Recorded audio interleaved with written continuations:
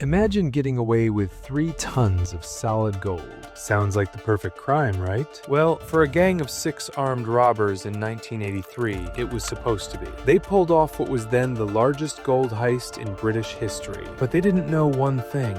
The gold was cursed. Stealing it was the easy part, but getting away with it would cost them everything. The whole thing kicked off with a surprisingly simple plan. On November 26, 1983, 6 men planned to rob the Brink warehouse near London's Heathrow Airport. They had an inside man, a security guard named Anthony Black, who was ready to let them in. The crew, led by career criminals Brian Robinson and Mickey McAvoy, were expecting to find around £3 million in foreign currency. It was supposed to be a quick in-and-out job, but what they found inside wasn't just cash. It was a discovery that would turn their simple robbery into a legend and a nightmare. When they cracked open the vault, there were no bags of cash.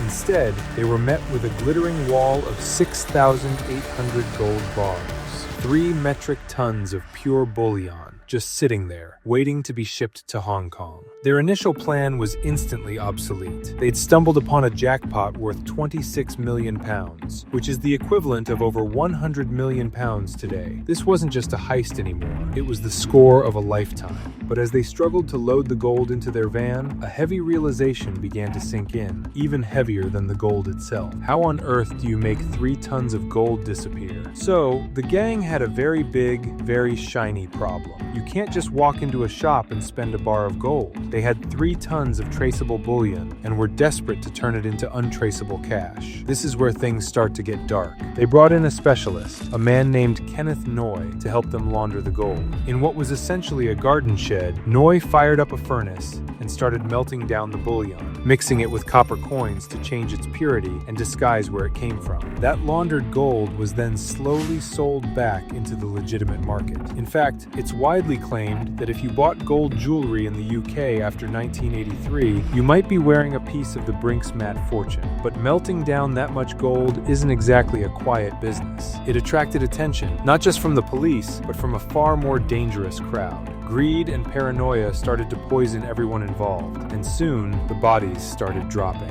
This became known as the curse of Brink's mat.